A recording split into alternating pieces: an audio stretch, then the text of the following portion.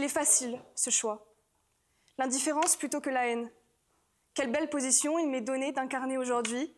Vous en conviendrez, à mon jeune âge, en déplaise fortement au jury, moi, une jeune femme accomplie dont les réussites ne sont plus approuvées.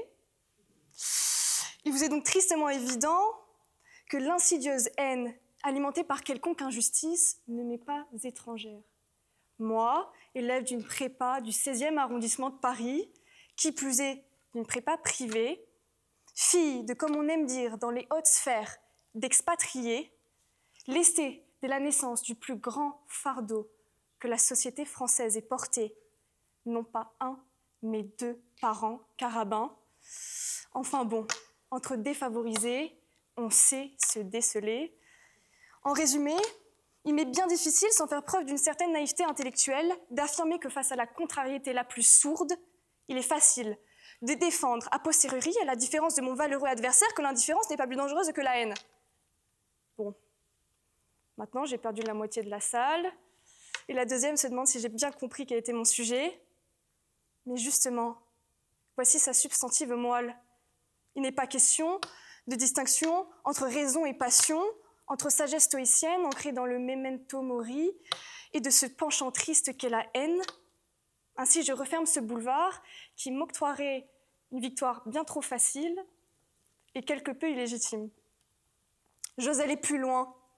Alors non, l'indifférence n'est pas plus dangereuse que la haine, car l'indifférence, elle ne menace rien. Elle ne fait pas pleurer dans les chaumières, elle ne porte pas les mains d'Othello sur le cou de Desdémone. L'indifférence, elle est là, imperceptible. Elle se déploie dans le silence. Elle en fait son royaume. Elle en fait sa force. Alors Caïr assassine. Assistons alors, mesdames et messieurs, au grand procès de la haine. Première phase procédurale, double homicide, avec préméditation. La victime est le bourreau lui-même. En effet, il est important d'admettre qu'indifférence et haine influencent aussi bien celui qui les reçoit, mais d'autant plus celui qui les éprouve. La haine consume, elle broie de l'intérieur, et dans sa complexité, elle ne peut jamais totalement être dissimulée. En témoigne ce vil regard de l'ange déchu de Cabanel, où l'enfer phocien devient réalité. Car oui, les apparences ne trompent pas, l'homme corrompu ne fait illusion qu'un temps. L'indifférence devient alors la plus grande des armures face à l'indifférence du monde quant à la condition de l'homme. Elle est libération, car qui ici, face à l'aigreur d'un lundi matin, ne choisit pas la légèreté d'un vendredi soir?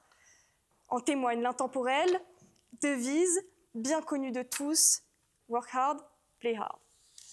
Ainsi, l'indifférence n'est pas qu'une manifestation de l'impuissance, comme dirait Bourdieu, elle est bien plus.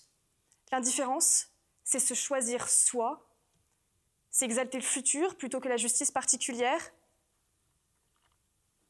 Deuxième phase, je concède néanmoins à mon contradicteur que l'indifférence n'est pas toujours d'une blancheur immaculée. Elle n'est pas indulgence, elle est souvent mépris et toujours nonchalance. Mais on ne condamne pas ce qui peut être une faiblesse au même titre qu'un crime. Si l'indifférence peut être complice, elle n'est au grand jamais l'autrice. Soit, elle ne peut être plus dangereuse que la haine.